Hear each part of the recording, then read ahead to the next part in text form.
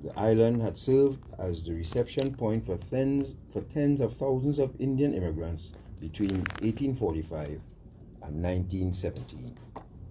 Good evening, Trinidad and Tobago, and welcome to our independence on this very historic day. Well, in Trinidad and Tobago, but on a day no less historic.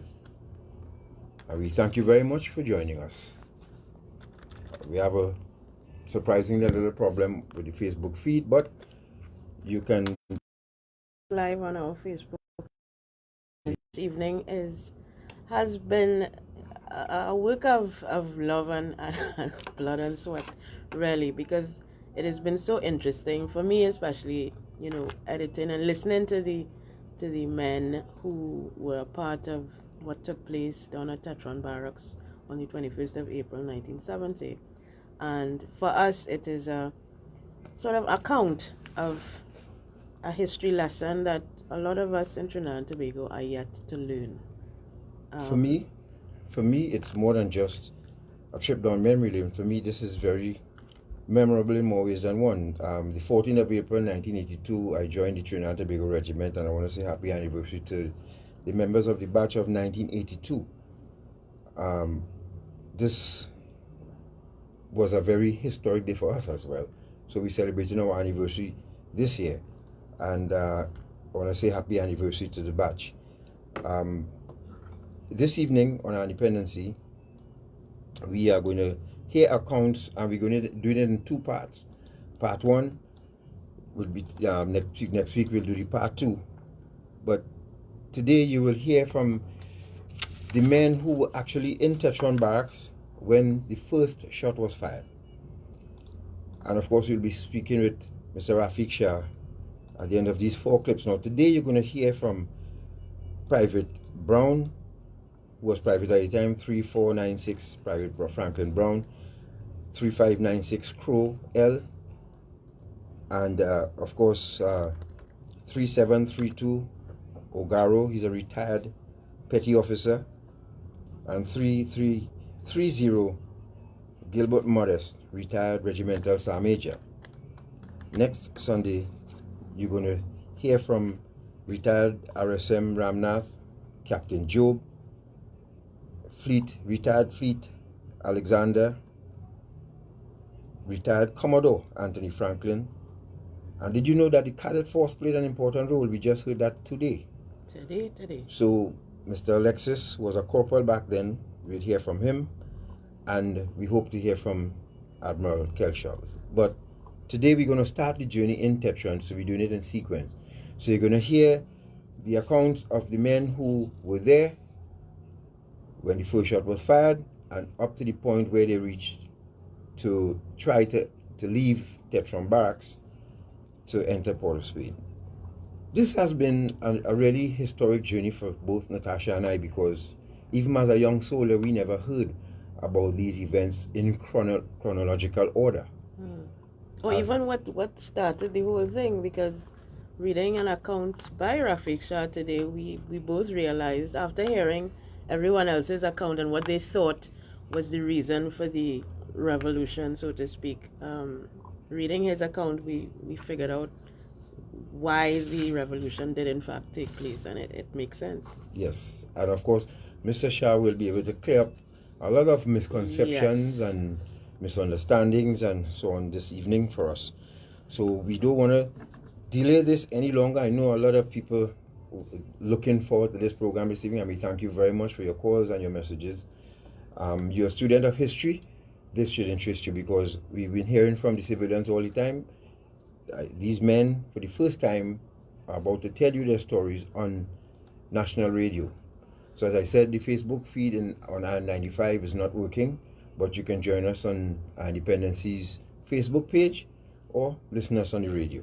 So without further ado, let's start this journey. And I want to thank Andy for dropping off copies of Lengthening Shadows for us, and of course we will go through that and share it with the listening audience next Sunday, please God, so I have time to read through it and all of that. An historic day. one that changed the way we did business in Trinidad and Tobago. You all know the story. From the eyes of some very young men who were privates at the time. And the first clip we're going to listen to is 3496 Brown F. Brown F will give what he remembers. Remember, we have to jog these men memory after 50 years ago. So let's start with 3496 Brown F. This is Franklin Brown. Yeah, my name is Franklin Brown. Remember, anytime before you start the clip, play the music now and then. Number 3496. And I was present in 1970 at the time of the first uprising, which took place amid a state of emergency, and all soldiers were told to draw their weapons in readiness so that if there is any trouble outside, we can go and deal with it. What, in your recollection, was the government to call a state of emergency? Well, the state of emergency was called because of the Black Power movement. It's because of the climate at the time. And the government believed the only way of maintaining law and order is by calling a state of emergency. And it's purely because of the Black Power movement. And that's in my opinion. Right. Now, what was some of the things that was taking place in the country? You spoke about the atmosphere. What was the atmosphere like? There must be a series of events that took place that led the government to say, look, it's time to call a state of emergency. I am not in a position to comment further on that because I was only a 19-year-old soldier at the time. And therefore, in those days, we spent all our lives inside the army itself. And now and again you go out, but most of the time, we as a young soldier, we used to stay in barracks and so on. There's a lot was happening outside, which I am unable to comment at that time. All I could tell you is that the state of emergency was called, and we were told it because of the political climate at that time. Where were you stationed at the time? Well, I was at Tetron Barracks, and on that particular morning, I didn't have any weapon because I reported sick. You can't go and see a doctor with a rifle. So I reported sick that morning. And as I was sitting down waiting to see the doctor, I just heard a shot went off. I paid it no mind. Then a second shot went off again. And then I went outside and I looked up at the ammunition bunker. A Land Rover approached, an officer came out from that Land Rover with his hands in the air. And I was amazed to see that. I thought this was a Western or something. So then I heard a few more shots going off, and one person shouted, "Oh, you run for the revolution." That is when it started. He said, "Run for the revolution." I forget all about my sickness, yes? I run down to the armory to draw my weapon, and I just went in there and I drew my weapon as everyone else.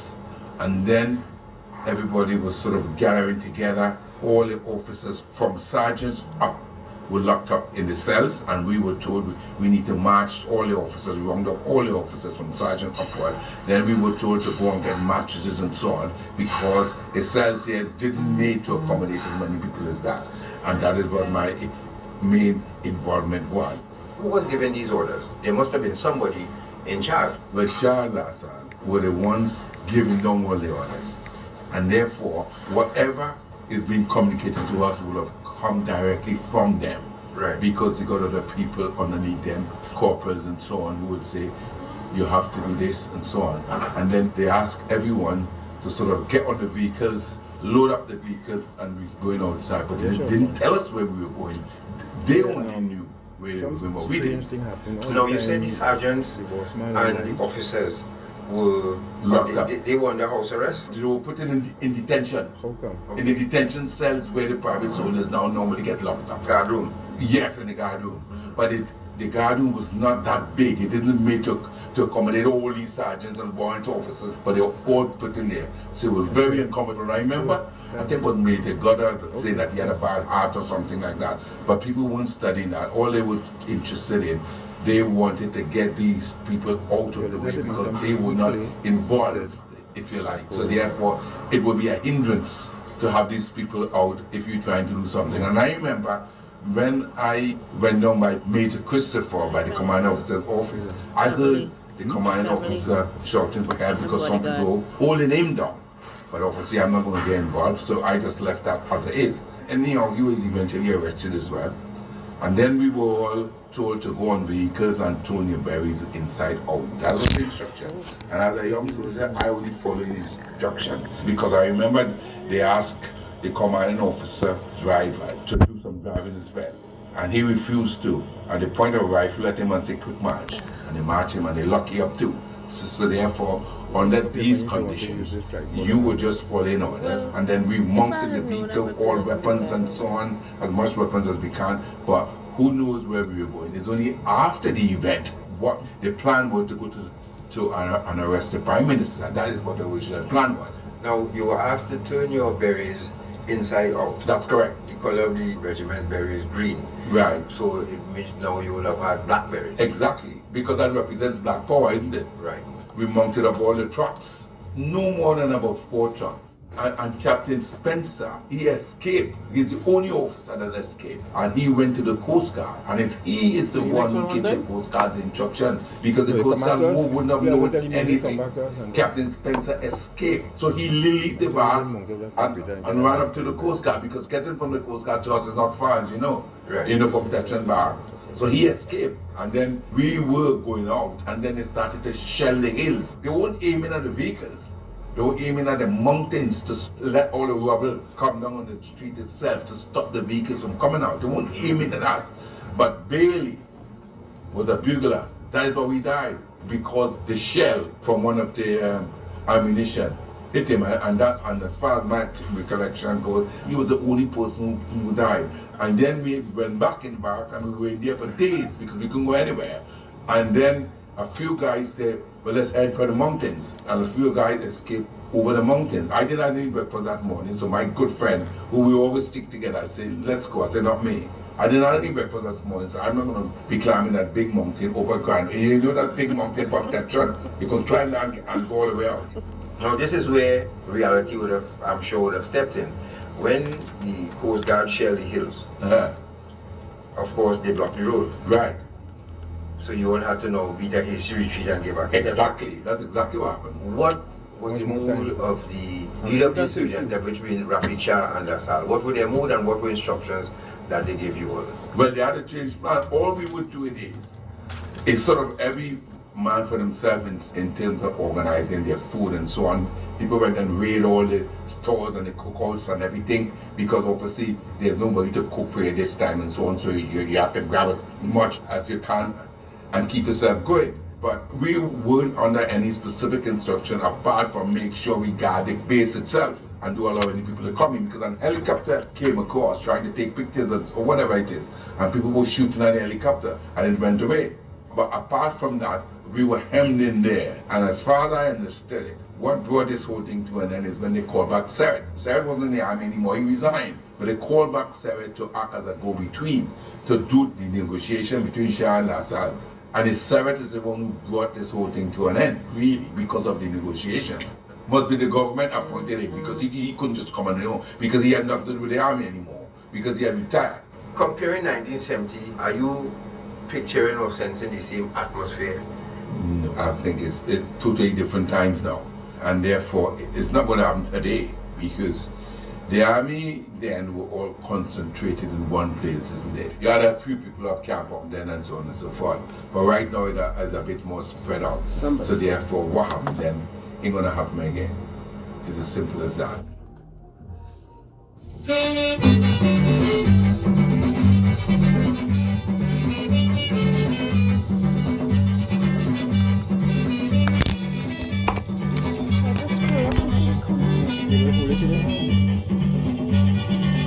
So they made the regiment fall, almost to disgrace. They tried to make the army look small, all over the place, because they wanted to rule. They thought the boys. All right, so there you heard the first account from who was a private at the time, Franklin, and he gave his account, and you see where the confusion started, because he said helicopter when it was a plane. So again, as we go further in, you will hear how things unfold. I would like to say good evening to the daughter of the late Cecil Bernard, Yes. who at the time, according to the accounts of Mr. Shah, was the one who negotiated with Coast Guard to stop shelling the hills and so on. So Again, when we speak with Mr. Shah, he will get it up. Next, we will hear from the accounts from Private Crowe L.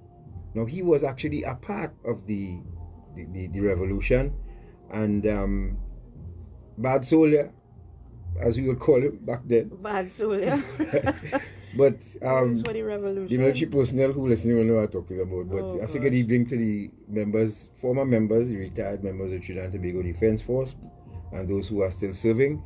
Good evening to you as well. And remember, you can find us live on Independence's Facebook page. If you can't, well, you will not be able to get us on I-95.5 FM's Facebook page. So let's go to 3596 Crowe L. He will give his account of what he saw in Tetron that morning.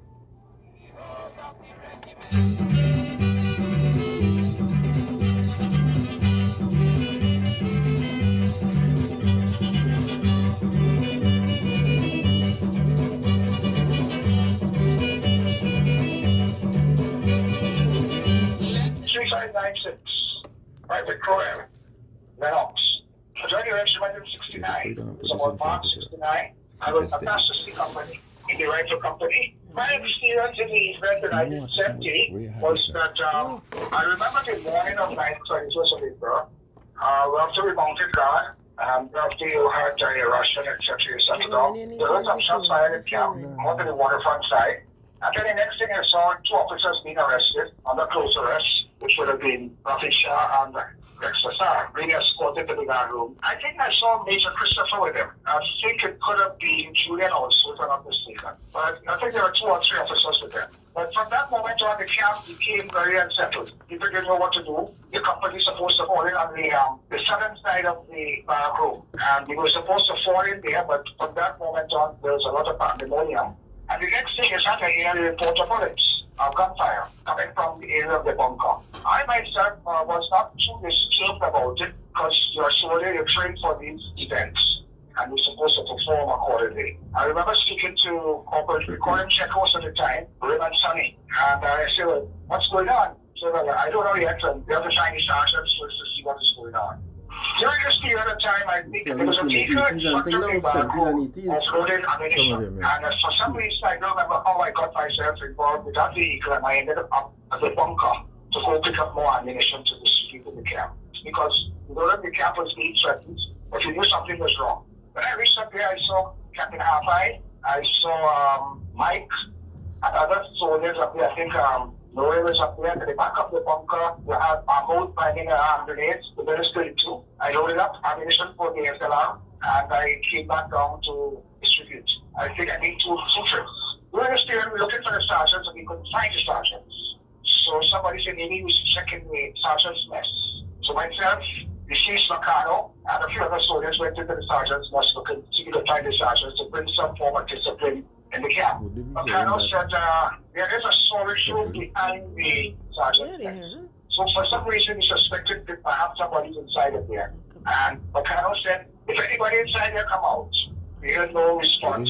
So he said in about 5 seconds, he said, okay, I'm counting 3, and if anybody don't come out, I'll let you. Are you all hearing properly? Well, by that just time, let us know if you're hearing clearly. Rumbling in the room, and all the sergeants came out on the back of the storage. If not, we can put the volume up a little bit so you can hear. Because they were hiding. For what reason, we don't know. So because of that, I think the decision was made to carry them to the dark room, and they were put under arrest.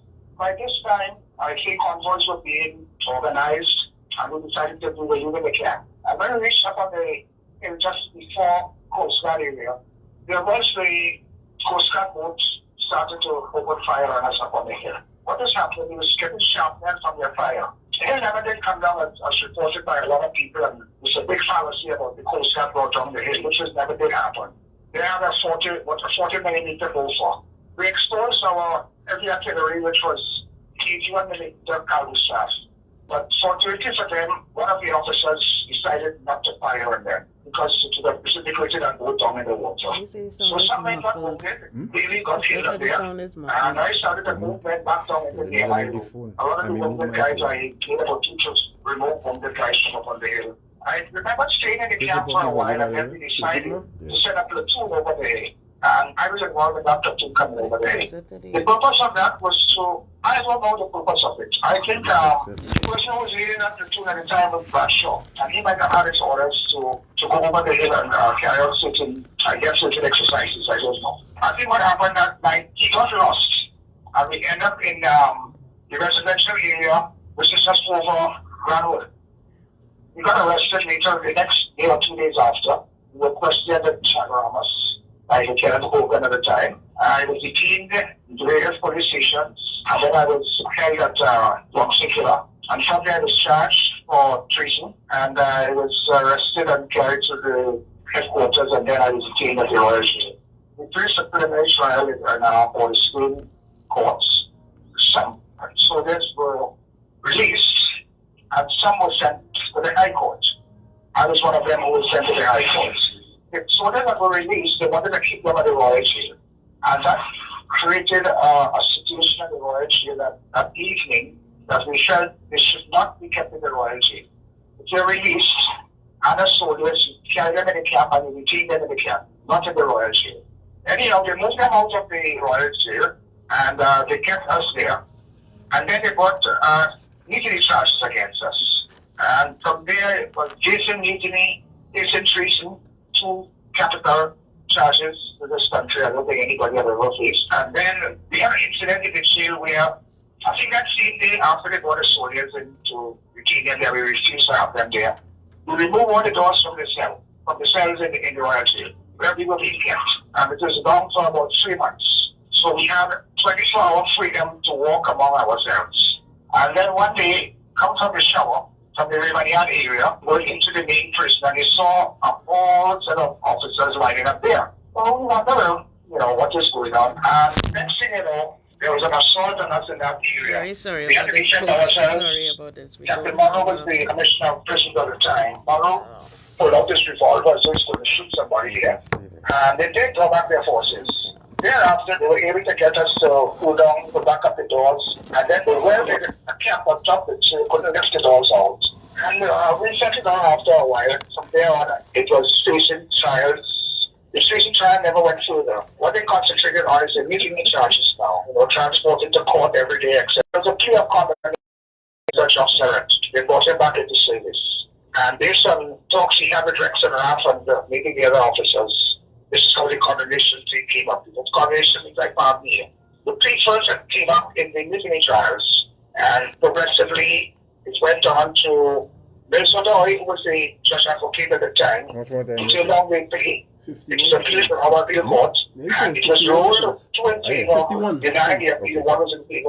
I guess they were trying to sift out evidence, but some men see it entirely unnecessarily. I am Rex Raff, Lori, Ben Parkinson, Shirley Guy, and we were about there. Together and connecting the dots, because this event, I think, was not only significant for the various institutions that were involved, but for us as a society. I mean, I wasn't alive, so I was a child of the 70s, of the revolution, so to speak. And, our lives, that our generation, were the beneficiaries, the immediate beneficiaries of the actions that these very brave men and women took in that year and the months preceding, because as you know, up to the day of April 21st, there were marches in the streets, and there were demonstrations, there were calls for unity, for equity, for justice, and we don't see much of that anymore in Trinidad and Tobago, right? But those of us who lived through it, those of us who were products of it, as I am, understand the significance. And I just on a personal level want to say to all the people who were involved that, I as a citizen appreciate what you have done for Trinidad and Tobago. So we, as I said, we want to apologize for, the abbreviated Facebook feed. Normally we are on I-95.5 page, but you can still catch us on Independency's Facebook page or on I-95.5 FM. Thank you to all those who tuning in. Yes. We have, or you can tune into Rise Maximum Radio's Facebook page as well. Rise Maximum Prison Radio. they are locked on and they're with us. Good evening to you guys up there at the maximum security and all other stations under the prison service of Trinidad and Tobago. Also, the deceased Milton Williams, as we speak, good evening. Thank you for joining us. All right, so we're going to take a quick break, and when we return, we'll hear from Ogaro and Modeste. Mr. Gilbert Modeste, special person to me, of course, because he was my platoon sergeant back in 1980. And I could say the man who's responsible for me being alive today with the training that we got from him and others who were at training, at that time was training wing. We'll be right back. Stay right there. So they make the regiment fall, almost to disgrace. They try to make the army look small. You're listening to Eye on Dependency with Garth and Natasha. When you come back, you'll come back with at its best. track one. Too many segments, guy here where the army had to work to rebuild. Hello? Hello, Yeah. Mr. Dobson here from HMP London. Can I speak to Mr. James, please? This is Mr. James speaking. Thank you. Can you hold the line? I have a call coming through for you, sir. Sure. Hello, Daddy. Hello, yes, Brian? Daddy, Yeah, play in I'm just calling to tell you that songs from Valentino. look, I've Yeah, been you're gonna come back in with the that. UK for drug trafficking. Oh, yeah? Come back with 14, Kurt. You lock up? And you tell me I was going to Tobago? And I tell you about them boy I was liming with? Well, all right. Don't drop the soap. Carry on. Eye on Dependency. Reality radio at its best every Sunday from 6:15 to 8 p.m. on I 95.5 FM. Don't miss it. Agricola Credit Union introduces its new Marabella office at Pamela's Mall Marabella, next to Bright Ideas. Get all your services at your convenience. Deposits, withdrawals, loans, paydays, So I wonder what letters, is this all going for to happen? your convenience. Well, Come to speak make to that our happen. friendly and courteous staff or call Maybe that's all, 219-7745. Become a member My today. Membership open to all public officers, Yeah. their spouses, children, parents, and siblings. Yeah. Agricola Credit Union. Your So very that- own, Because if it's working a for you. copyright issue, then it could be that. Okay. Hey, Joe Jacobs. I look at that over Nice, bro. right there with me. Oh gosh, you could mash up a line, my boy. So I sound like a backroom lawyer. But first, one for the road. Oh, I real good, my brother. I have to drive on He was it. running And for besides, the the police on the revolution. road. You're a soft man, or what? But Boy, he's you clearly shut up, you very drink, eh? intelligent. One told you, boy, I'm the designated driver and I must be responsible. So let rest me without talking now. Let we go. Okay, now, boss. Okay. We coming.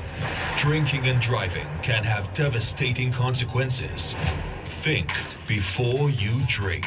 A message from Eye Brian Brown on spoke Dependency. earlier. Is Bunny Beach brother. Yes, Hello? yes he is.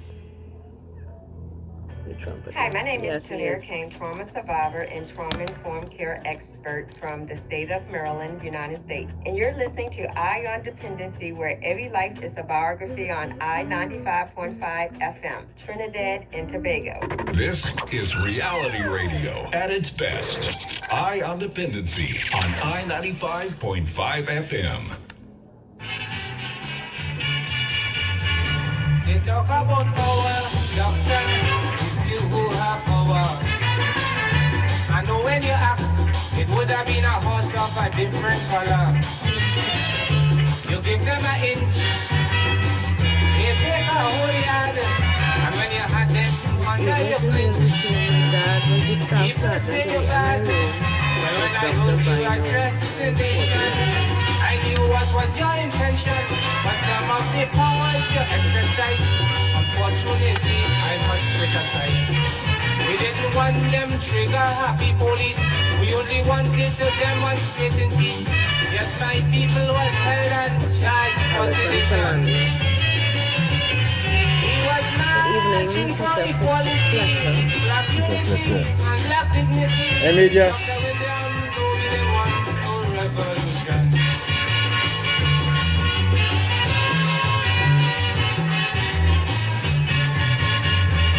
You must be aware that the black consciousness is here. Okay, let's go. I further declare it's time that we get an equal share. Oh yeah, that Yes. was one of the contributions back in the day from Brother Valentino. One of his contributions. He also had the Roaring 70s. And good evening to retired Major Peter Fletcher. Roger C. Mohammed, thank you for joining us. Alison Solandi, your father was in the MI room that morning, working with Dr. Bino. Thank your father for his service as well. Thank you very much. And all the others, we'll shout out to you all in a while. Thank you, Jillian. All right, so let's go now to, and thank you, your students of history. Thank you all very much. You're listening to Independency. Welcome to the program. So now we'll hear from a short piece from, he was a volunteer at the time, but he would end up being formed as part of the cutoff group that was employed. And you hear some interesting things about mixed dress and what they wanted them to do. And so this is Ogaro's account of when he came off guard that morning and what they were asked to do. So let's go to Ogaro. Sorrows and pain when we tried to shake up the government. The result was police ill treatment, but justice forbidden. Otherwise history would punish you was brand new. Well, to tell you the truth, I want a young soldier. 3732. The morning of 1970, I did a guard in Tetron. I was stationed in Camp Ogden. At that point in time, I was in the volunteers. And they pulled in all the volunteers from the 12th of April, 1970, through the Black Power marching and things. Then Jonas come. That is senior RP named Jonas. He came and he put us on a bus.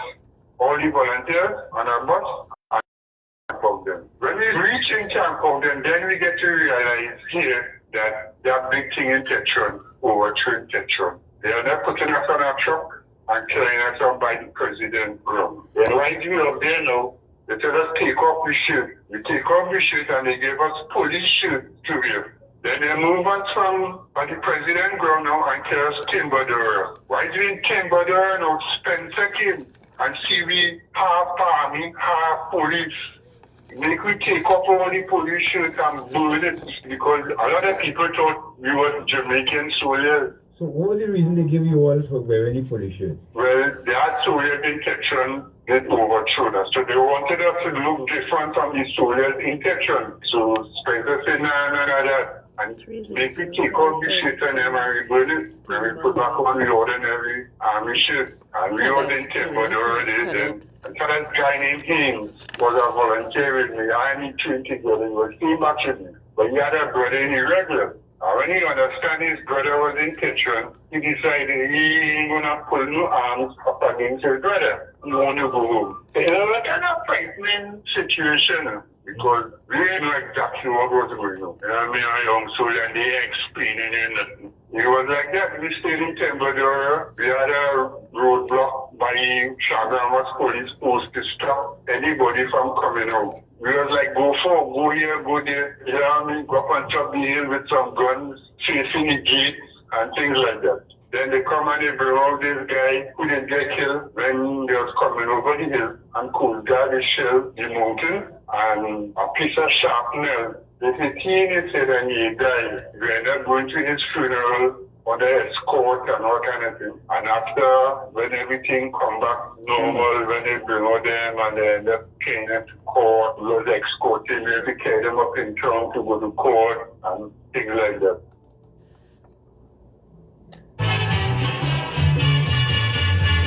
They talk about power, doctor, it's you who have power. I know when you act, it would have been a horse of a different color. So that was Clarence Ogaro, a retired PO, a gentleman who has a very colorful history and who turned out to be well-known individual in both the regiment and the Coast Guard. Yeah, turned out to be one of the finest Defense Force personnel ever produced. Yep. You know, legend. He's one of the legends of the Defense Force. Went from regiment to Coast Guard, Special Forces, you name it, he's done it. And Ogaro, thank you very much for your service. Also, Roger Mohammed telling us his brother, 3005, Pride Cadet. He was a member of the band. His father, was a member of the band back then. And also Franklin Brown. To remind you, Franklin Brown was actually is the brother of Bonnie B and Trinidad Rio. It's from the Brown family, that musical family. And Franklin comes every carnival and he plays the trombone. Had a little shot of the COVID just the other day, but I understand he's recovering very well. Yeah. So before we go to the senior man in the bunch here, that's Gilbert Modeste. As I say, a man close to my heart, love him dearly, and I thank him very much. Also known as Barbell. You know him as Barbell. Before we go to that, let me just give you a history of the commanders. So from 1962 to 1964, there was Lieutenant Colonel Pierce Gould. Then Brigadier Geoff Surratt, he was served from 1964 to 1968, and then he was recalled on 24th of April to quell the situation and bring it back to normalcy, and he stayed until the 22nd of May 1970. Then taking over was Lieutenant Colonel S.L. Johnson, and he served from 1968 to 1970. From him was Colonel H.M. Christopher. He served from 1970 to 1978.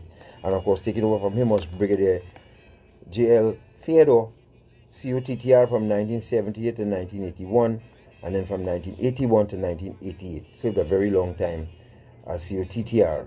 And then taken over from him was Major General R.N. Brown, 1988 to 1991. Then Colonel H.V.J. Vidal, 1991 to 1992. Brigadier General Carl Alfonso, 1992 to 94. Brigadier Sandy, he served during from 1994. Lieutenant Colonel Dallip during 1998. Brigadier A. Antoine, 1998 to 2000. And Colonel P. Joseph, November 2000. Now this is taken from the book The Infantier, and this is way back on the 4th anniversary, but I kept it because it have a lot of men who served from back then to a couple batches after mine. Alright, so without further ado, let's hear from Gilbert Modeste. He was a private at the time in Tetron Barracks, and let's hear what Barbell has to say. What was your intention? But some of the powers you exercise, I must criticize. The rank was W01, retired RSM, Gilbert Modeste. What can you tell us about 1970? What was the experience like for you? Well, in 1970, I was a private admin enlisted in 64. So, in the build up to that was the Black Power movement, Black consciousness that comes to the form in Trinidad and Tobago. So, I was concerned as a soldier at that time. We had a lot of confinement building up to that because of course, the activities, marching and all this kind of thing. The morning of 24th, 1970. But I was always there from back. I was a storeman in company. In those days, they used to have general storeman around the storeman. They used to have talk came out that they were to have a state of emergency, and all the officers I think checking up on the company, the platoons and this kind of thing now. So it was pretty busy. During that time too, they had more vigilance on like stores and everything, everybody getting the things together in case we had to move out. Then the word came down that some soldiers take the bunker, they would have ammunition and all this kind of thing. So it started in that kind of thing. Were you all aware that Sean LaSalle were part of this movement too? I am not sure whether the involvement started from being part of the Black. That might have been part of it, as far as I realized after. But they had their own misgivings as far as the disappointment. Remember, they had officers seconded, or they have to make way for them young guys to come in from San something like Sean, LaSalle, and all that fellows. Because when LaSalle wrecked, now the bachelor, when they came down, they might have a little disappointment from that side. They might have a little input with the Black Power thing too, but they was a kind of island-like something, They come down as second lieutenant. Rex was in my company, Alpha, and Raf was down in San Fernando at that point. But they were close, you can understand. They're like brothers, So when they took over the bunker. Who led that exercise, taking over the bunker? Well, it was a bit of private, 3 or 4 private. They took the bunker. So confusion started to reign there a little bit. Because nobody stopped. So what they want, I was there with, well, now this is Warren Jeffrey, was a start at that time. He was a start that time, he was a DQ. The first salvo from the Coast Guard, they came wrong by the seafront. Right by the seafront. I will already said I won't take care of this that area there. So they were flying across the square over the manhole like to try to get at the bunker. Right. If you go down there, but you realize that the elevation of a gun barrel and the building, they can't get at the bunker like that. So it's not just that they were flying at back home and that they try you were trying to blow the bunker. But by that time, everybody had ammo and all kind of things. Yeah, because they had to preserve themselves. But they were firing and soldiers panicking. Some of them came out and went to the boat. So they couldn't get at the bunker. And they said, well, it's better they evacuate the front. So that's right now the majority of the fellas went on the truck. But when we were going over the hill, up by Closeness, and we started to go towards the Togo Village, the boats come around and started to fire again. I don't know if they were firing direct, but as I said, the angle wasn't conducive to hit the vehicle. So I don't know if they were trying to hit the vehicle or trying to hit the hill, to bring down the hill to make the way impossible. So after they were firing, we came out the truck and were taking cover now. So at that point in time that I ricochet hit Bailey on the helmet. I was right there. Then I remember they wanted to fire on the boat because they were within range of the mortars, the mortars. And I remember they went to load the mortar, 81. Gordon, they don't fire on the boat. They got orders not to fire on the boat. But under that amount of firing, we had to withdraw. We went back into Texas. While we were down there, a plane flying low, and it was fired upon. I know that because I saw 2 trips back puff and smoke over it. I just went. Sometime during that period, I remember Mao William, he came down there. And Jeff started, they called back Jeff started to come down to talk. And he came down and he talked to them. After that time now, they started to arrest people or detain them. That is when they went to Shah and LaSalle. Because the talk had come along that they had told us by the gate preparing to invade the front bar. I don't know how that would have worked out because I had met back and my friends and them in Auckland. Some fellas had their relatives and things. But I don't know how that would have worked out because in any case, if they had to country run over the front, people had to defend themselves. However, thankfully that didn't work out. I think they gave the soldiers police shows and all kind of things. I wouldn't know about that. But I know it happened that the soldiers burned the police shows and things because they wanted them to differentiate them from us young and Tetron. Right. Because they say we were rebels, which was quite true in my opinion. Who arrested the men? The parties to come down and they carry out. And this arrest went on for a couple of days. I remember even up to a time when this is Colonel Theodore came down from Jamaica. He was there. And they have us doing picky and things, you know. I remember playing football on the sports team. And the bus came. And the only 2 people who remained on the sports team when the bus left was I and Lanto. They getting everybody. When everybody was taken, they formed the HQ on the base. Where you saw the TGI up there, that unit was formed about that time. It ended up now with 20 patrols. Full force, so when you go, sometimes when you go 3-4 days, they walk in the office because they would have who they wanted already, who was for trial and all that. They were looking for who with the patrol? Based on the Black Power movement, fellas like guy here who done Daniel and all them fellas came out. Those are the guys we were looking for. There was the National Union of Freedom Fighters, so we had to do patrols trying to get those fellas. That is when the army started to work really with the police. I would say from 1970-71, that is when we started to work closely with the police.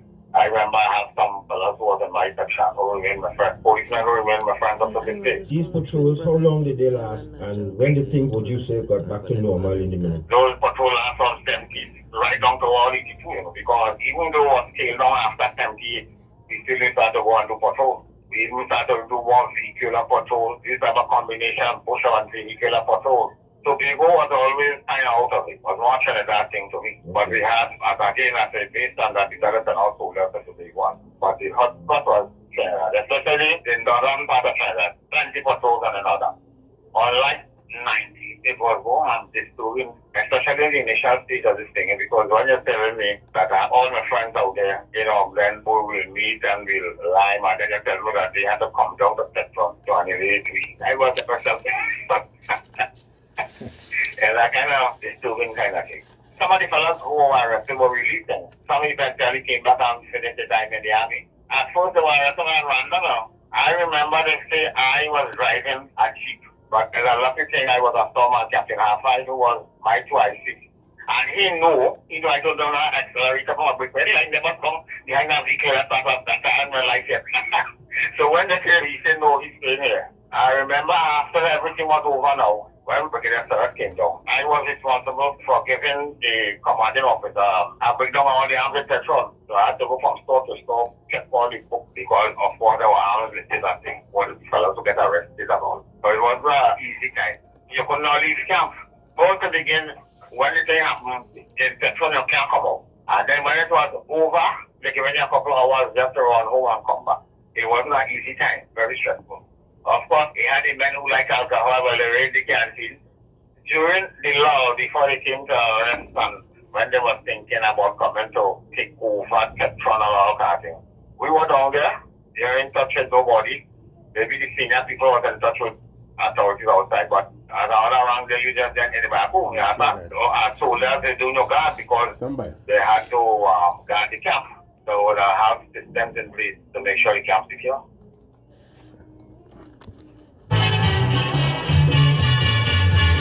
They talk about power, doctor, it's you who have power.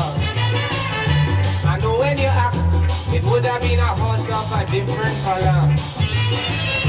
You give them an inch, they take a whole yard. And when you had them under your flinch, people say you're bad. Well, when I hope you... All right, so there you heard retired RSM Gilbert Modeste give his account of what he experienced in Tetron that day and going forward. So there you have the first 4 accounts of what happened. Next Sunday should be even more interesting because now we will hear from the Coast Guard personnel who got involved. And let me tell you, Coast Guard saved the day. And the platoon that got lost over the hill, they too didn't save, their lives were saved because, as you heard Ogaro, it seems as though they used them to act as a cut-off group. So anytime they decided to leave the area or anybody was leaving Tetron, they were to be engaged. And so Coast Guard played their role, and I think the soldiers too, as Mr. Shah will tell you, when we'll come back with him, they will tell you that you know, they didn't want to fire on Coast Guard because they have no war with Coast Guard, as Mr. Shah put it in his Alison, and we thank people for sharing information with us about people who were part of the force back then. As Alison wrote, can you read what she said? Yeah, yes. The Skeet, actually. Skeet was one of the 2 SS men for the, let me just bring it out later because I have glasses but I can't see. He was one of 2 SS men for the army. They were in plain clothes moving around in the activities of the Black Power movement. Their purpose was to identify any soldiers who may have been involved in the movement. When the mutiny started, these 2 men were put on a boat and kept out in the ocean. Wow. Good evening to Brinsley McKay, who is out there in Boston listening to the program. Good evening, retired Fleet McKay. I think he retired as a fleet. You're just joining us. You're listening to Independency, and we're going to take a quick break. And when we return, we speak with the man of the moment, Raffique Shah, and we set the stage for part 2 of this journey through time with this historic event. We'd like to thank Mr. Winston M.S. Nurse for hooking us up with some of these men. Garnet Moore, retired Fleet Chief Petty Officer. Major Jack, retired Major Jack. Keith Harris, retired Chief Petty Officer. And those of you, you know, Lano, my boy, and all those who contributed to this, to making this program a success this evening, thank you, thank you, thank you. We'll take a break, we'll be right back. Oh, Major Fletcher, the bed, you posted that in the veterans group. I never heard that calypso before, Brian, as Heroes of the Regiment. Never heard it before. When I sent it to Mr. Nurse, never heard it before either. So thank you very much for posting that and making the program even more interesting. Retired Major Fletcher, thanks again for posting that in the veterans chat group. We take a break, we'll be right back.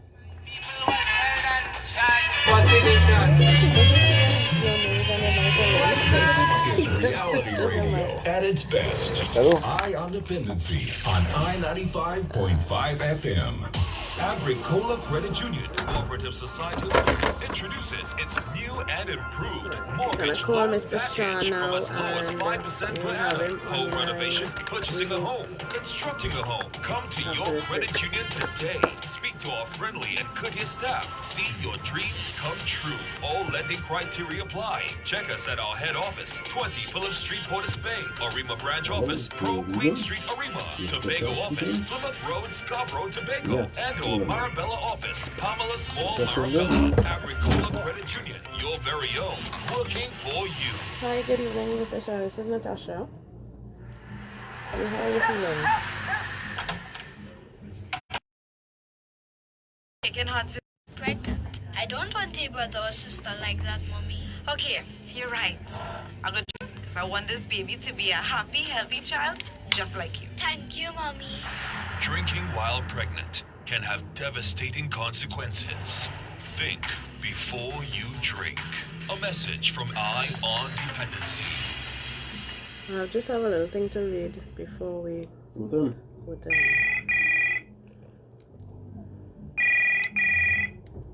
Hello. Hi, this is Patricia Kent from HMP London. Can I speak to Miss Sheila, please? This is Miss Sheila. Hi, I've got an important call for you. Please hold the line.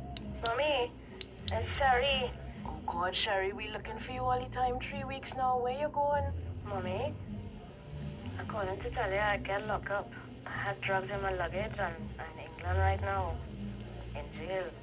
God, Sherry, what? What you do? How you reach there? Oh God, how we gonna do? Oh God, Mommy, don't cry, don't cry, don't cry. It'll be alright. Sorry, I'm sorry. Eye on Dependency. Best every Sunday from 6:15. 95.5 is a biography on the Eye. 95.5, the most influential name. So you can always go into our background.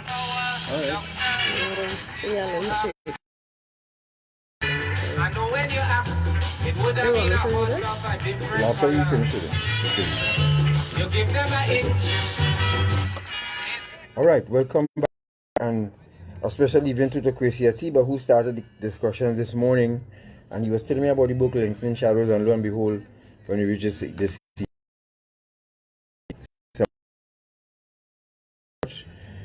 Andy once again. So on the line we have Mr. Raffique Shah. Good evening, guys. Good evening, sir, and thank you very much for joining us. Right, shaky side, I suppose. Well, yes, and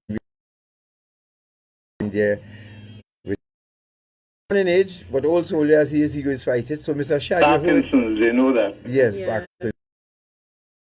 You know, you've heard some of the old soldiers. I did. Interesting. Yes. Similar but different. It might look small, but it's quite big. You know something could be happening in one area and you totally unaware of what's happening elsewhere. Right. And in that situation on April 21st, lots of men got caught up with that. Right. Well, let me just give the listeners from your writings, when you spoke about faced with a firm decision by the government to clamp down on the protests in the most savage manner, we ourselves confronted with having to. Let me just go back a bit. You started here. Rex and I were central to such discussions and certain decisions. There were talks about seizing control of the army should certain developments take place in the face of the Black Power uprising.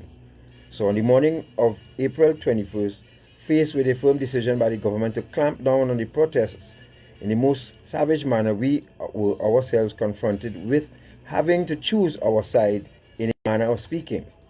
Should we conform, obey the orders issued to us, and proceed to quell a revolution in a way only the military could, by brute force, or should we allow the dictates of our consciences our political convictions, and refuse to be used against our Black Power brothers.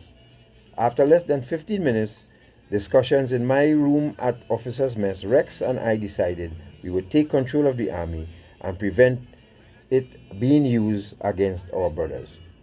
Mr. Shah, from your own handwriting. Yes, I have written extensively about it, and that is essentially that side of the story. Right. The story behind the move. You see, this has to be what happened in Trinidad and Tobago in 1970, and of course the mutiny being a central part of it, more or less a curtain call in a sense, in the sense that that was the end of a phase of it, was not unique in the world. There were black consciousness movements in the United States impacted us from as far back as the 60s when we were at Sandhurst. You had Martin Luther King leading marches in Washington. You had Malcolm X preaching blackness and black power. You had in England, there was a black movement against with the immigrants up there who were experiencing mother colony, as they would have called it. In Europe, you had hundreds of thousands of students, white, marching, and I was saying earlier to somebody that among the people who marched with Martin Luther King were a number of whites as well, liberal to radical whites. In fact, when they had some entertainment at the, I think the Washington Monument, among those singing on the stage with Martin Luther King were, what's his name again? Joan Baez and forget the guy's name now. The fellow who sang.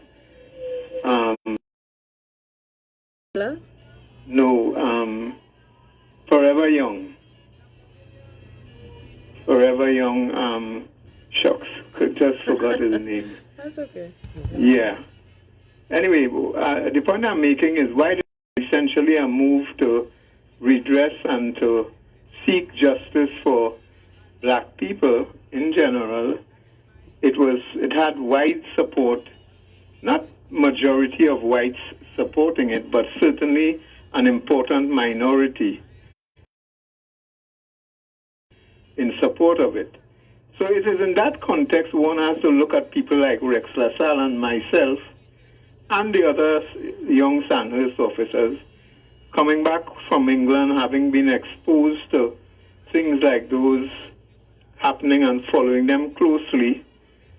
We would have wanted for us, Dr. Williams, as Prime Minister, would have been at the forefront of such movement, and he would have redressed the injustices and imbalances of colonialism and put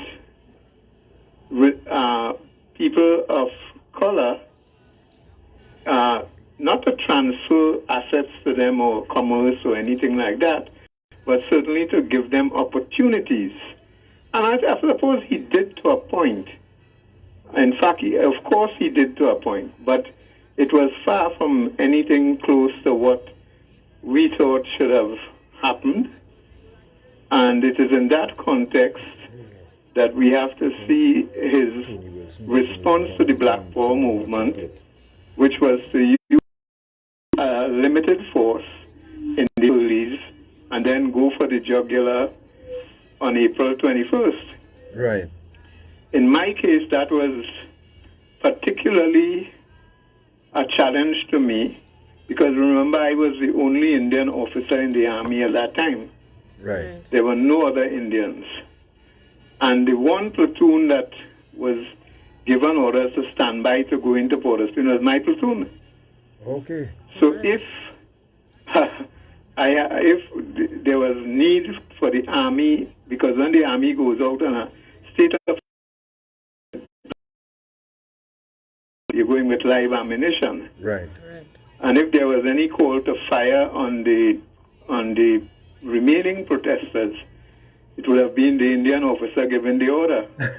And this Indian officer was giving no such order. So before you go on, Mr. Shah, a couple questions. Some people wanted to know about, and good evening to Gerald Jacobs. First question, was it Tony Wilson you're speaking about who sang Forever? Because I know he was in London at the time singing with Hot Chocolate. No. He received a Nobel Prize last year. Okay. Oh, shucks. The name will come maybe before we finish. Yes. Popular singer.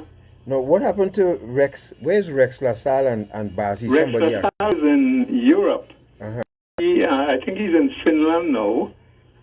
He is an alternative medicine practitioner, has been for all his post-army life. He was here last year, spent about a month here. I don't know that he'll come back this year because of the crisis. Right. Right, but maybe we should try.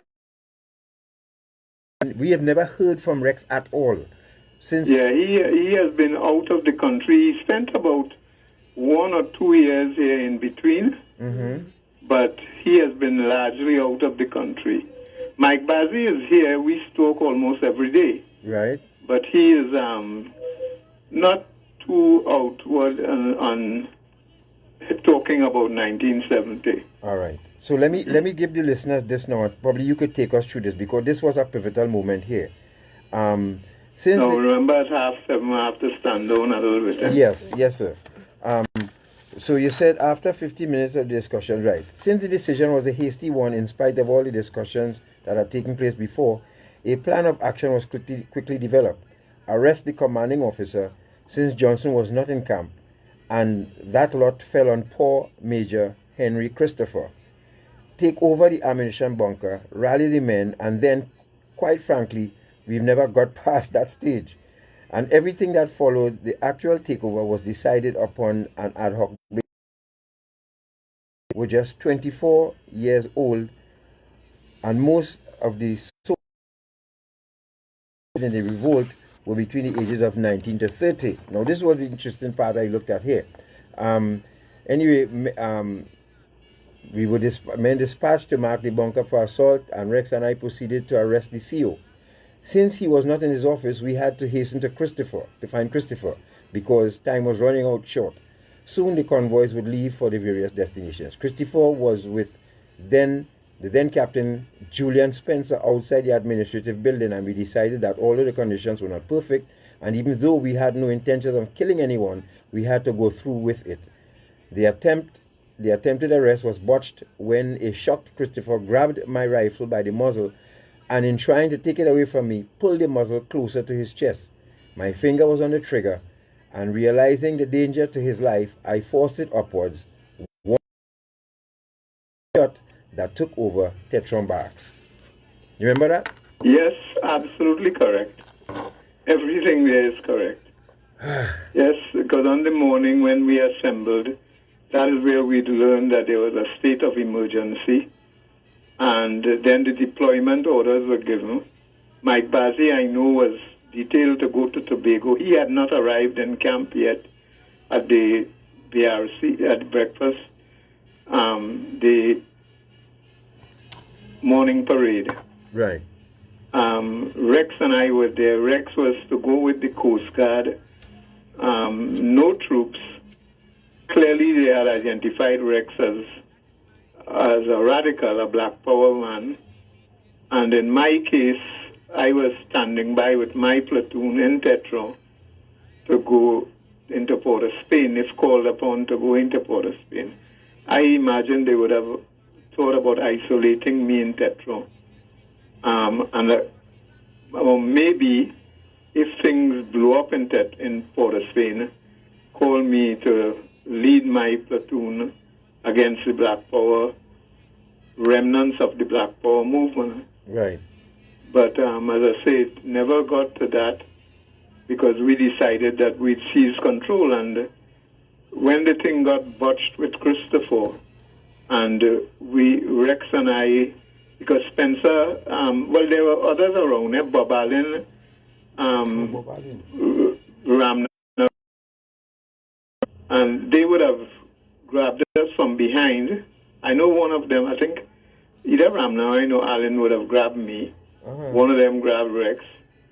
Spencer started to wrestle with Rex, and the decision was we weren't shooting anybody, no blood. That was critical.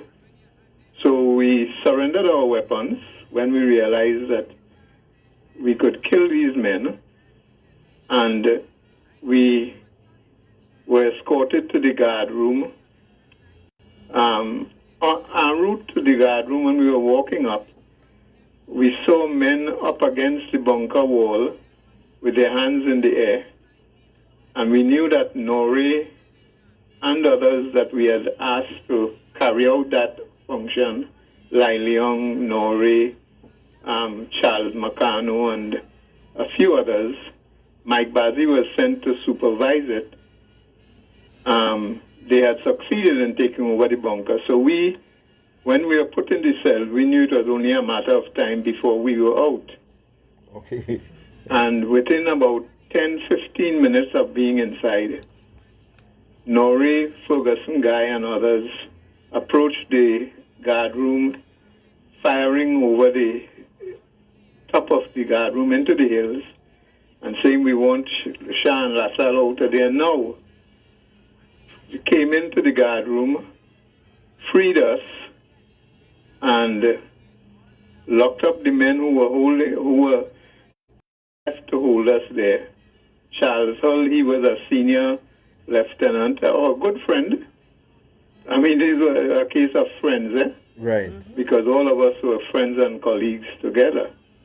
Charles Hull, Joseph Maida, and somebody else was there among the officers, 3 officers.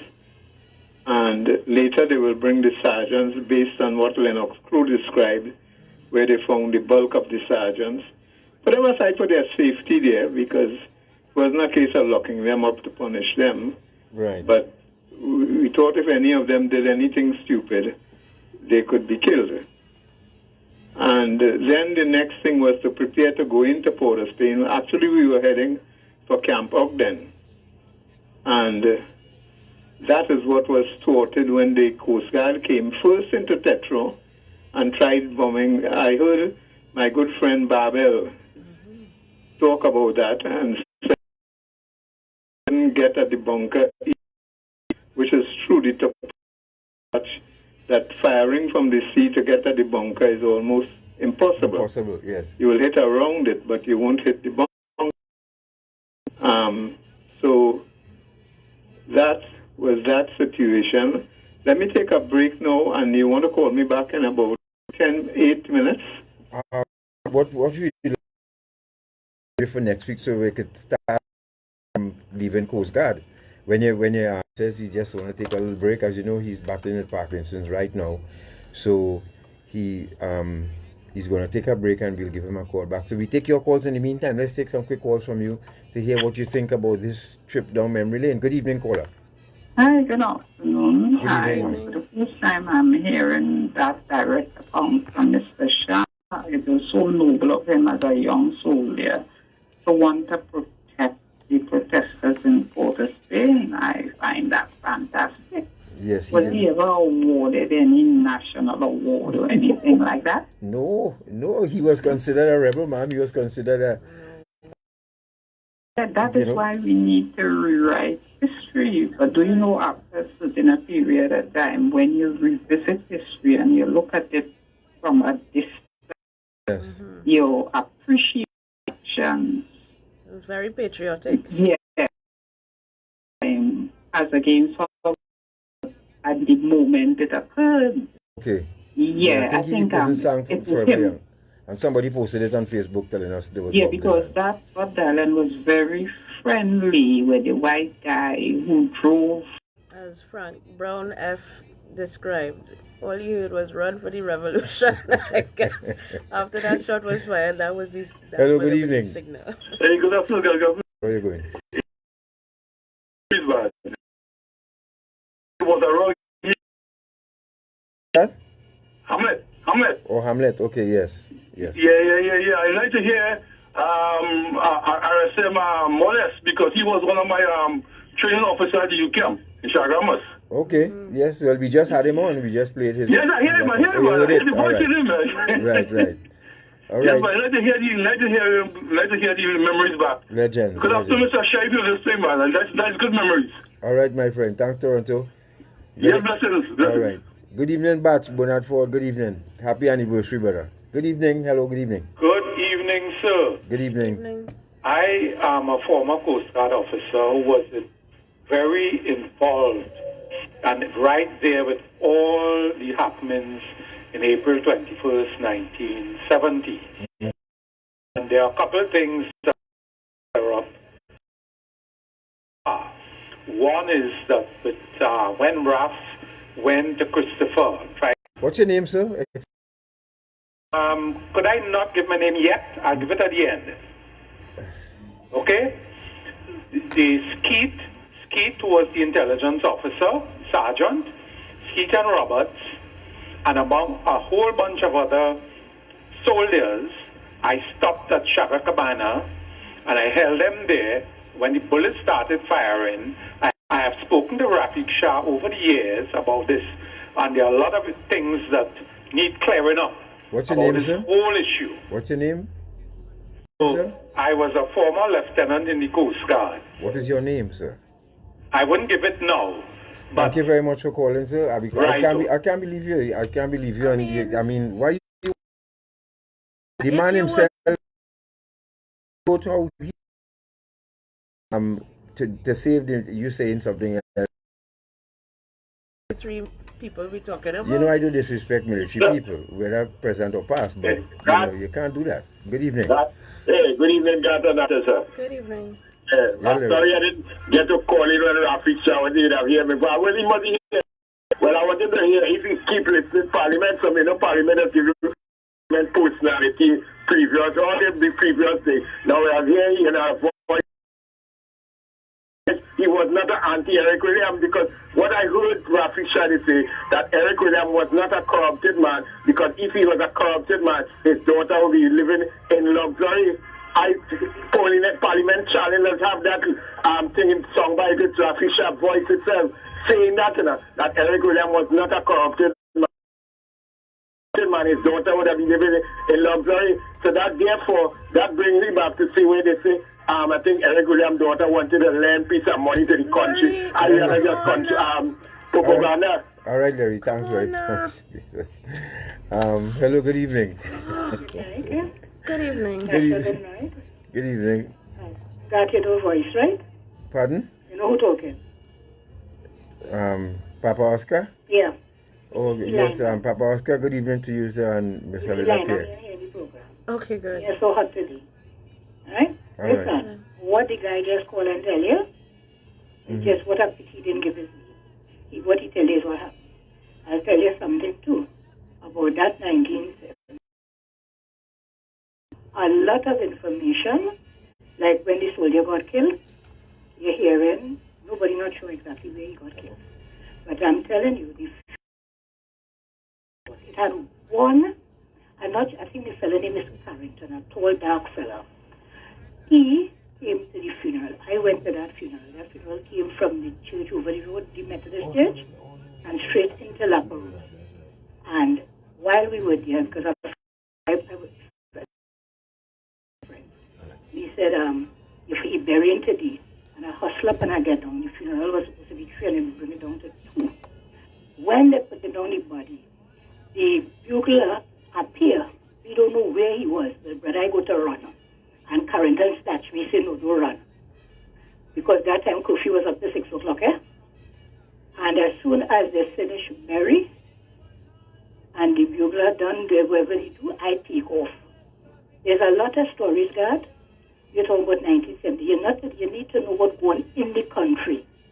Because this country had here from the time, the 12th when the boy died, just before this fella died, where they shoot, and right through the whole country. Nobody ain't talking about the fireman who get killed, where they throw Molotov in the belly.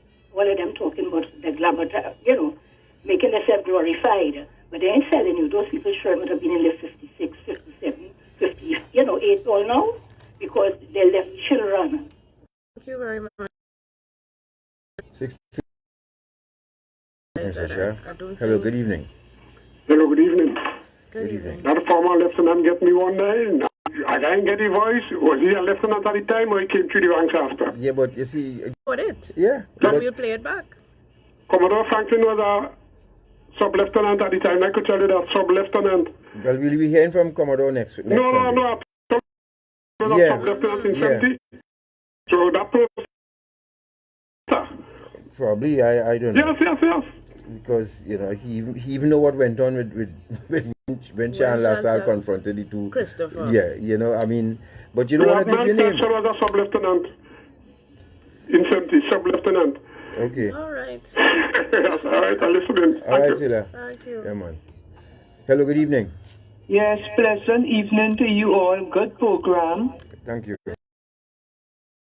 Also, bomb Colonel Christopher House. Who did? The army in 1970. They bombed his house. Where was his house at the time?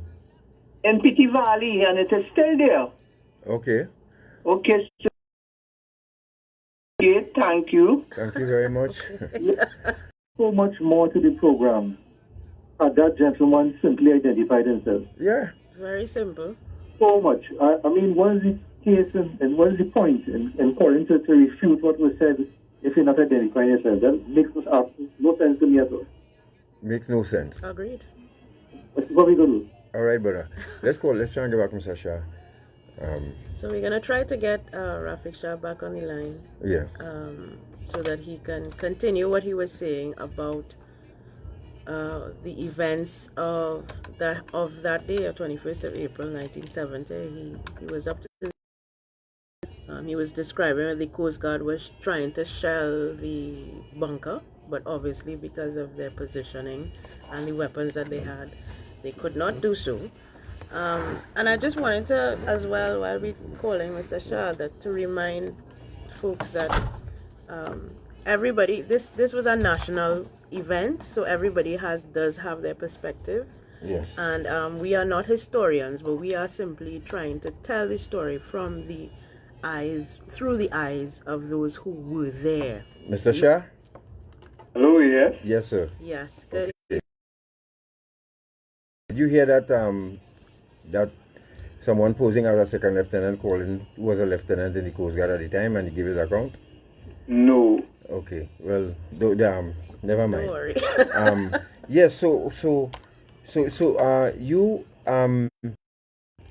you all decided after the guys freed you. How did that go? Well, it was a very basic drill. They just stormed the guy, and they held up the couple of officers or colleagues who were asked to look after us, and came into this cell block to free us. And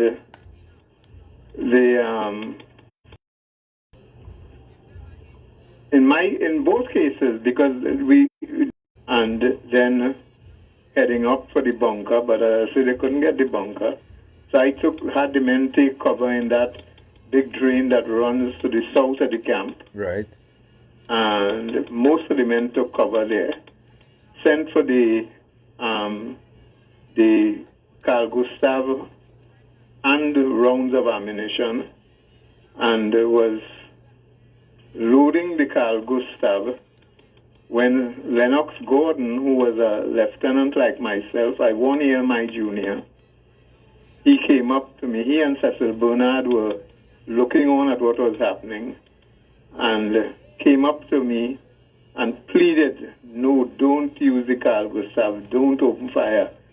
And he volunteered to go and talk to the Coast Guard, and they will hit our men, and we're not taking that.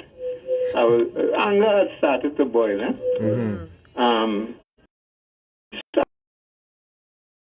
And Williams was in command of the boat, and then the boat left Tetro.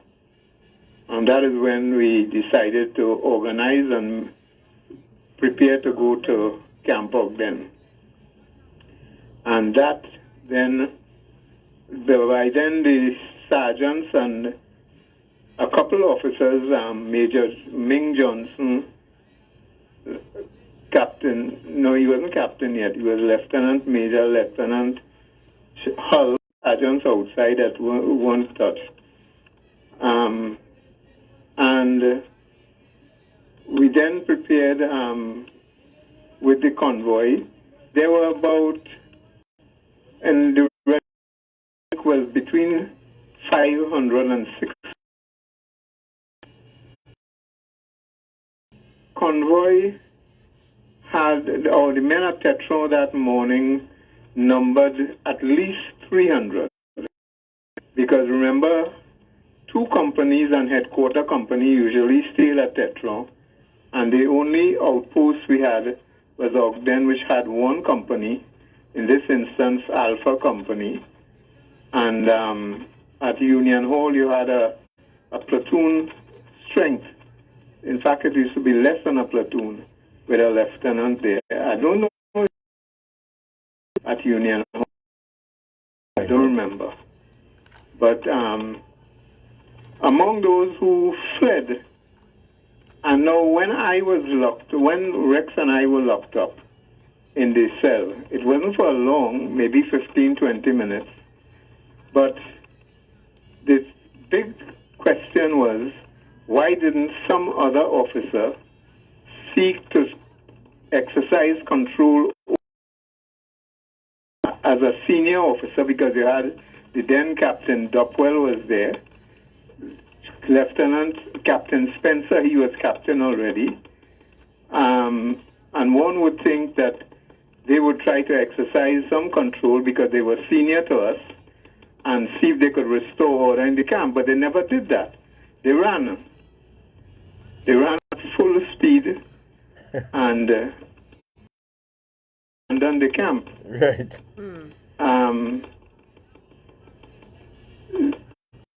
So there was the foray outside, which they account forward. The Coast Guard, 1 vessel was the vessel that was used against us that day, Trinity. The other vessel, my understanding is that the Beaufort, the 40mm Beaufort, was not working on the second vessel, the Colon. Was at port in Stobles, just below us on the hill, if you remember the topography down there. Yes. And we would have had, if we had to Trinity out of the water, we would have had to, we had 2 weapons that could do the damage. Well, one would have blown the boat, the other would have killed the people, that's the GPMG and the Carl Gustav. The mortars, I heard somebody talk about the mortar, but the mortars never came into play. We didn't take the mortars with us at all. The 81mm mortars. And a decision was taken not to open fire, not to return fire on them, because that would have been serious bloodshed. We would have probably sunk the vessel. It had maybe 40 people on it. Right. And it was overloaded as it was. And then if we done that, we'd have had no choice but to shoot Scotland, Stobles, the structures there, out of the existence. And once blood starts to flow at that kind of level, nobody knows where it's going to end. Yes. So we decided to return to base and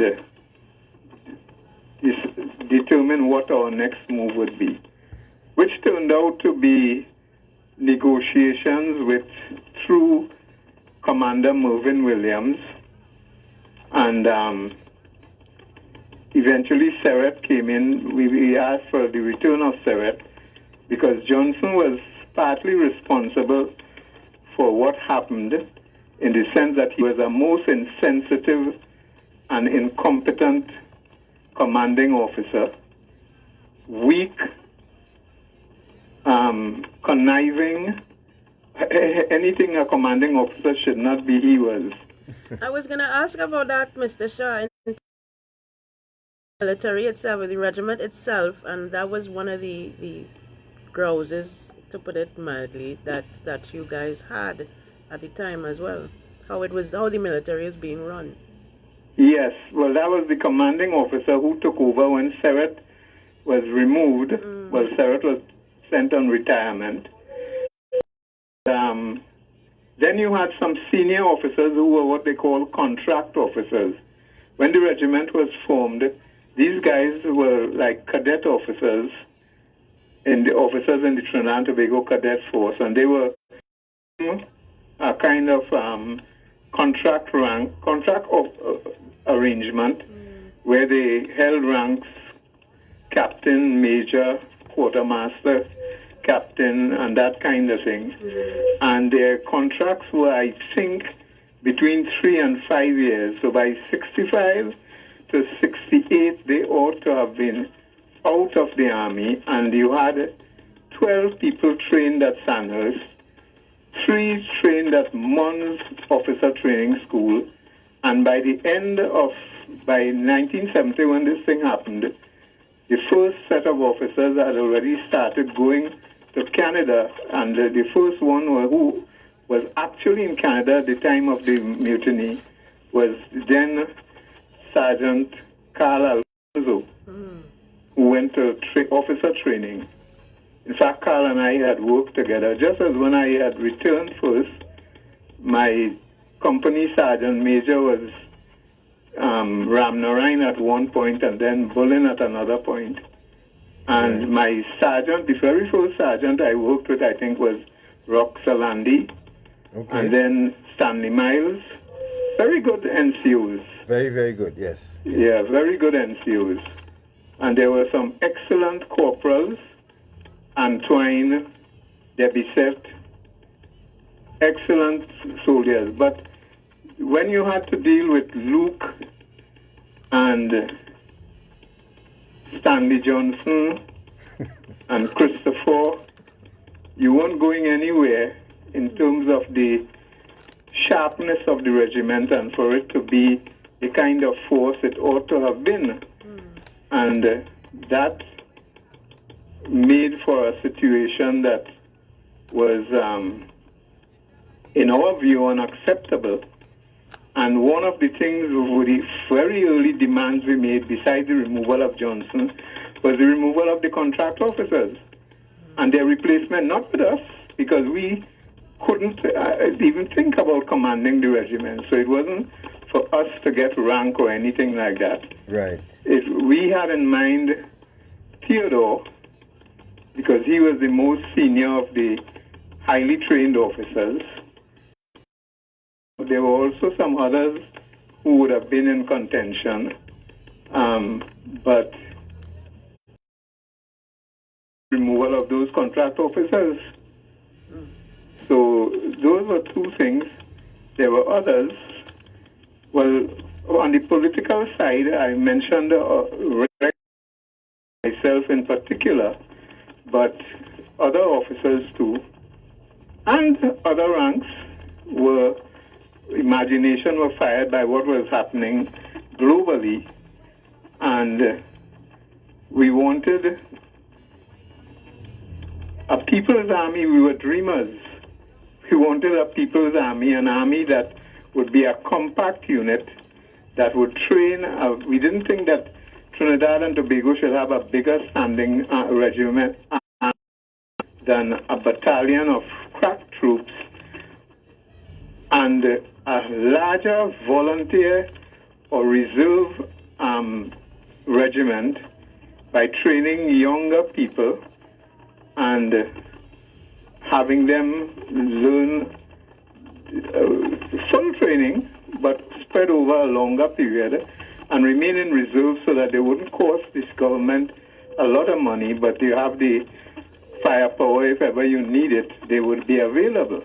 That was one thing we saw for the People's Army. And the other thing was training the young people out, because unemployment among youths in Trinidad was as high as 25% at that time. Wow. And the youth camps had just started. In fact, I and others in the regiment were there to clear that way, the ground on which we built the Chagaramas Youth Camp. Not built it because it used a warehouse and existing buildings, but cleared the bush. We did that, and we did some training with those men, and you would meet them later in life, and they would be eternally grateful for what we did for them, to put them on the straight and narrow. And that is what we saw as the role of a secondary role of the Army. Time, and could we beg of you that you could join us again next Sunday, please, God, so as we could wrap up this series, part 2 of this 1970 recount? Can you? Well, I'll try that. I hope I can manage it. I was quite shaky tonight doing this. Yes, I know. But thank you. Brigadier General Carl Alfonso sent his love. He's listening to you. Yes, and we have a couple of soldiers. that. Yes, Benton out there and in New York, and of course Anne-Marie in New York. Okay, well, we'll talk in the week sometime now. Yes, sir. We'll call you. Thanks very much. Thank you very much, right? Take care. Right. Okay, Bye-bye. God bless. Bye-bye. All right, so there you have part 1 of Mr. Raffique Shah. We have time for just a couple of calls quickly. If you call now, you can get in and make your comment. We have the Anglican hour coming up next. So this has been a very historic journey for me, and I'm really thankful for the opportunity that we had to speak with all these players involved. And again, and you can call us at 622-3937. Next Sunday, please God, you will hear from the men who had the job now, the task to chase down the freedom fighters. And of course, you'll hear from Commodore Franklin, and you'll hear from the Coast Guard accounts, Alexander, better known as Smiley. You'll hear from them, Ramnath, and Captain Job, the man of the moment, who did the cleanup operation in the jungle. Good evening. Good evening, Garth and Natasha. Good evening. I really must thank Mr. Shah, because, you know, this is the full time I've been listening from the horse's mouth. Right. Now, I'm getting a different picture of the role of the Army in respect of the whole uprising. I was more involved in the marching and the Black War aspect. Right. But it seemed to be two distinct agendas to some extent, even though they might be linked to some. Yes. Yes. That's right. You're correct. Yes. Thank you very much. Yeah, we're two distinct agendas. Hello, good evening. Take off your radio, please. Hello? Sorry. Good evening to you all. Guys, I'm an ardent listener of this program now, and I must say, the name High Independency, it really don't necessarily have to do with drugs and substances. You see, you cover such a wide base, and the citizenry. Yeah, I am really informed,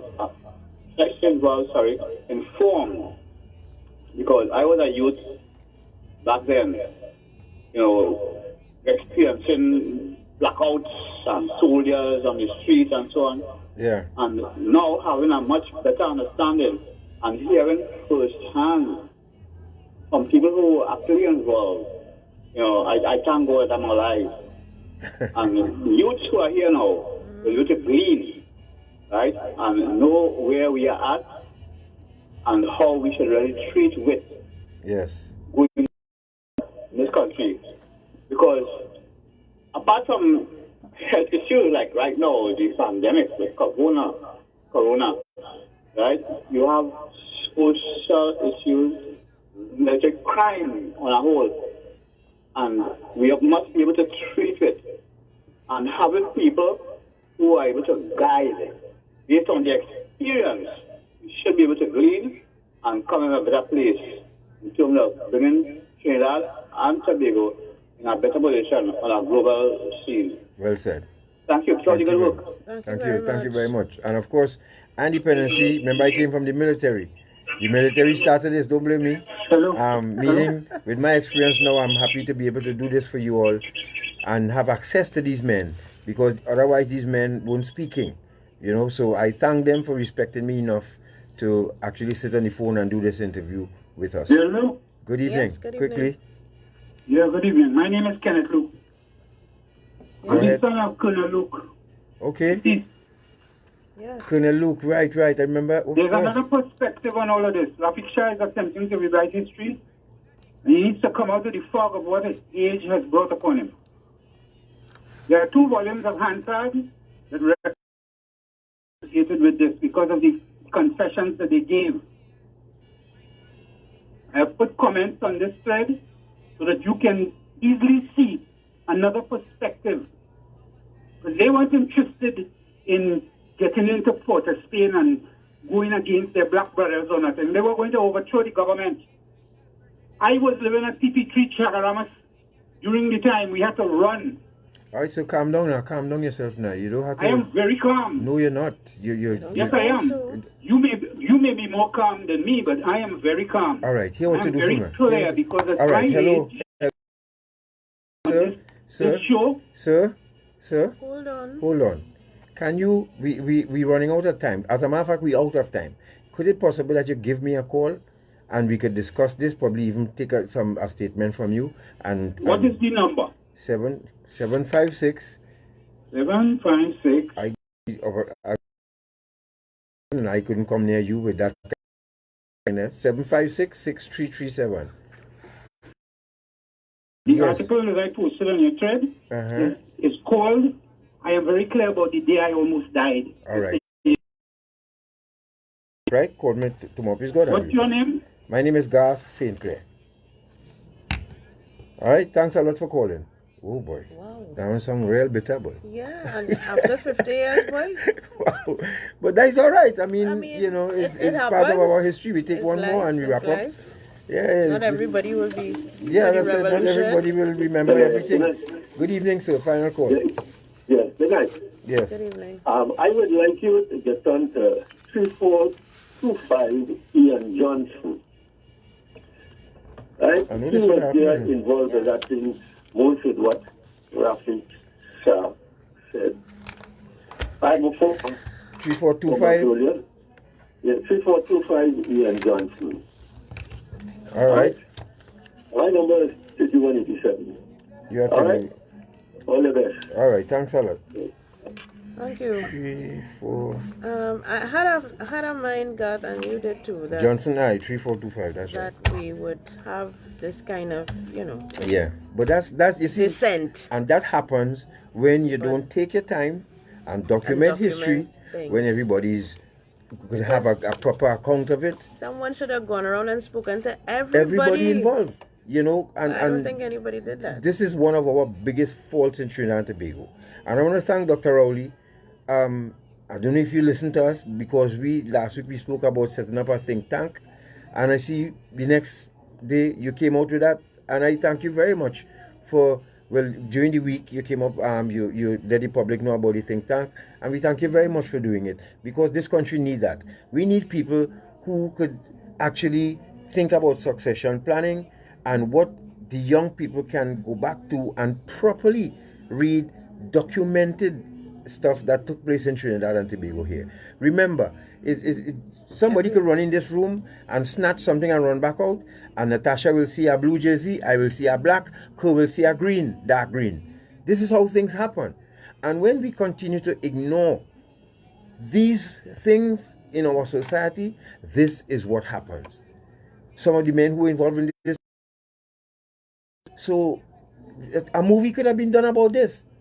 Just reading what Mr. Shah wrote here alone, a movie could have been done about this whole 1970 event. But no, we are always ashamed of ourselves, ashamed of our history. Some people will call on the radio. I mean, some presenters, 1970, that's in the past. We forget that. We move on. Some people who don't even want to talk about it. We contacted some people who didn't want to go on record. I mean, come on. And as the caller just said, those who don't remember or don't know their history are doomed to repeat it. Remember this, please, people. It is time we change the way we do business in this country. 50 years later, we need to do better. Oh, come on. We're too ashamed of ourselves. And somebody, you don't celebrate events like that. Nobody's celebrating it. You're observing it. And this is what But this is an event in our history that transformed the country. It is significant. Probably not worthy of celebration, but it's a significant moment. And a lot of what we enjoy today as black people in this country is as a result of what took place in 1970. Come on. So, you know. We need to stop being ashamed of ourselves, because I'm sure there are people who could stand up and tell you about the Bay of Pigs. They could tell you about the American Revolution. They could tell you word for word the Vietnam War. They could tell you everything about other people's history. But here it is now. We have people who give an account of what they experienced, and other people calling and saying, no, that is not how it happened. This is how it happened. Some, Mr. Shah confront the two commanding officers. Somebody call and say, no, that is not how what happened. Somebody hand up a bandage. Oh, God, Jesus, man. When are we going to stop this? Listen, I keep saying over and over, the clock has stopped around the world. And please, when the world starts to move again, I'm hoping that we could at least start to move with the world, or catch up with at least 5 years behind you, because right now we're 10 years behind. Thank God for the frontline troops and the government for keeping this COVID count down, and we thank you all for that. That's doing an excellent job. When you look at first world countries and how they falling over themselves, we're doing a fine job. Let's keep it that way. Folks, stay inside. The police, I see Mr. Gary Griffith. Wow, Mr. Griffith, you and your men quell something today with these youngsters and the people not listening. But to the police officers and all you frontline workers, thank you very much. Any closing remarks, Natasha? I'm looking forward to next week. Yes. So that we could hear from the horse's mouth, people who were there with their own eyes and ears, hear them recount what they went through. It's very fascinating, and we're looking forward to it. Yeah. And let us stop being ashamed of ourselves, please. History is history. We cannot, it wouldn't happen again if we keep it at the front of our minds. Thank you very much for joining us, all of those who contributed online. Thank you so much. Thank you very much, folks, on Facebook. Thank you so much, Kerr. God bless. Up next, Anglican Hour. Take care. Bye-bye. Good night. Good night.